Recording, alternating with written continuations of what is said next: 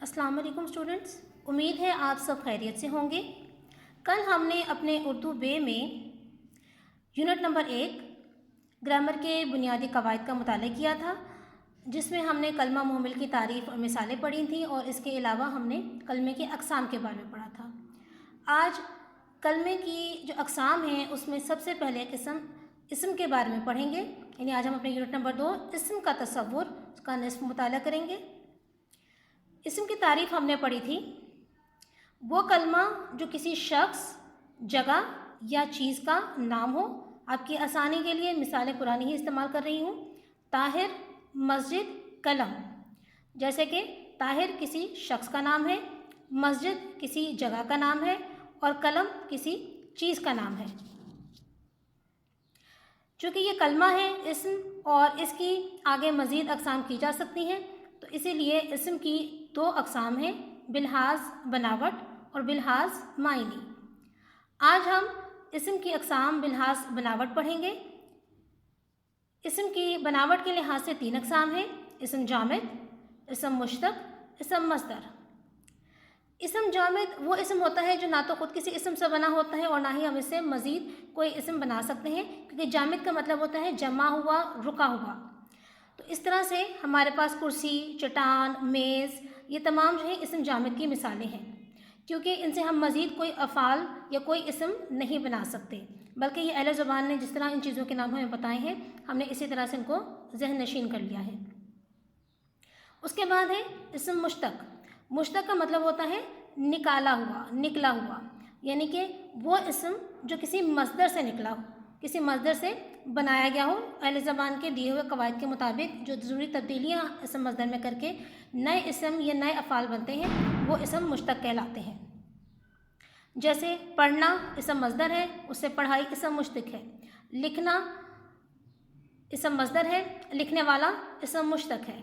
इनकी तख़सीस जो है अफ़आल के लिहाज से और इसम के लिहाज से हम बाद में करेंगे, लेकिन पहले हम इन मिसालों को इसम मुश्तक़ में ही ज़हन नशीन रखेंगे। उसके बाद आता है हमारे पास इसम मस्दर। मस्दर के लफ्ज़ी मानी होते हैं निकलने की जगह, और मस्दर वो इसम है जो ख़ुद तो किसी इसम से नहीं बना होता, लेकिन अहले ज़ुबान के बताए हुए मुकर्ररा कायदों के मुताबिक इससे बहुत से अल्फाज बनाए जा सकते हैं, बहुत से इसम बनाए जा सकते हैं, बहुत से अफ़आल बनाए जा सकते हैं। जैसे कि अभी आपको बताया कि पढ़ना मस्दर है और इससे मैंने नया फ़ेल जो है वो पढ़ो बना लिया है। इसी तरह से लिखना मस्दर है, लिखने वाला मैंने इसे इसम फ़ाइल बना लिया है। तो इस तरह से मस्दर जो है हमें मुख्तलिफ़ अफ़आल, मुख्तलिफ़ इसम और मुख्तलिफ़ अल्फाज बनाने में मदद करता है। और मस्दर की एक ख़ास पहचान होती है कि ये काम के मायने देता है, लेकिन इसमें कोई ज़माना नहीं पाया जाता। और मुकर्ररा कायदों से जब हम कोई इसम और फ़ेल बनाते हैं तो इसमें अलामत हमारे पास मस्दर की पहचान के लिए होती है कि ना। अगर किसी इसम के आखिर में ना की अलामत है और उसको ना की अलामत को हटाने से हमारे पास फ़ेल अम्र बचता है, तो हम इसे इसम मस्दर कह सकते हैं। वरना ना जो है, नून अलिफ ना, बहुत से अल्फाज के, बहुत से इसमों के आखिर में आता है, लेकिन वो मस्दर नहीं होते। मिसाल बयान कर देती हूँ। जैसे सोना, सोना कैफियत के मानों में है, नींद के मानों में है अगर, तो हमारे पास ना की अलामत हटाने से सो इसम जो है वो फ़ेल अम्र बचता है और हम उसे इसम मस्दर कह सकते हैं। लेकिन जब यही सोना हम ज़ेवर के मानों में इस्तेमाल करेंगे, धात के मानों में इस्तेमाल करेंगे, तो ये हमारे पास एक मुकम्मल लफ्ज़ है, इसम जामिद है, तो इसको हम ना की अलामत इसमें से नहीं हटा सकते। और सोना जो है वो धात के माने में जब होगा तो ये हमारे पास इसम जामिद होगा, लेकिन सोना जब कैफियत के मानों में होगा तो हमारे पास इसम मस्दर होगा। आइए अब किताब से इसका तफसीली मुताला करते हैं। ये देखिए किताब में हमारे पास यूनिट नंबर 2 इसम का तसव्वुर, इसम का मफ़हूम। वो कलमा जो किसी शख्स, जगह या चीज़ का नाम हो, इसम कहलाता है। दूसरे लफ्ज़ों में किसी जगह, शख्स या चीज़ के नाम को इसम कहते हैं, मसलन ताहिर, मस्जिद, कलम वग़ैरह। उसके बाद इसम की अक़साम है जो मैंने आपको अलग अलग भी बयान की, यहाँ पर लिखी। इसम की अक़साम दर्ज झैल हैं। बिलहाज बनावट में आती हैं इसम जामिद, इसम मुश्तक़, इसम मस्दर। बिलहाज मायनी में आती हैं इसम मारफ़ा ख़ास और इसम नकरा आम। सबसे पहले पढ़ते हैं बनावट के लिहाज से इसम जामिद। इसम जामिद वो इसम है जो ना तो ख़ुद किसी इसम से बना हो। अब किताबों में यहाँ पर ना का लफ्ज़ जो है वो आप हटा देंगे, लिखेंगे, और क्योंकि यहाँ पर ये जो है शामिल नहीं किया गया, तो اسی لیے میں نے یہاں پر خود لکھ دیا ہے کہ اسم جامد وہ اسم ہے جو نہ خود کسی اسم سے بنا ہو اور نہ اس سے کوئی اور اسم بن سکے، مثلا کرسی، چٹان، چاندی، سونا، میز وغیرہ۔ اسم مشتق، مشتق کے معنی ہے نکلا ہوا۔ اسم مشتق وہ اسم ہے جو کسی مصدر سے نکلا ہو، مثلا پڑھنا سے پڑھائی، لکھنا سے لکھائی، آنا سے آنے والا وغیرہ۔ اس میں بھی آپ کو بتا چکی ہوں کہ بہت سے چونکہ افعال اور اسم ہیں تو ان کی تخصیص بعد میں کریں گے، لیکن پہلے ہم پڑھائی، لکھائی اور آنے والا کو جو ہے اسم مشتق کے طور پہ جانتے ہیں۔ اشعار کی صورت میں دیکھیے، وہ نبیوں میں رحمت لقب پانے والا، مرادیں غریبوں کی بر لانے والا، وہ اپنے پرائے کا غم کھانے والا، مصیبت میں غیروں کے کام آنے والا۔ اب ان اشعار میں جو ہے آپ دیکھ سکتے ہیں پانے والا، لانے والا، کھانے والا، آنے والا اسم مشتق ہیں جو پانا مصدر سے، لانا مصدر سے، کھانا مصدر سے اور آنا مصدر سے بنائے گئے ہیں۔ اس کے بعد ہمارے پاس اسم مصدر۔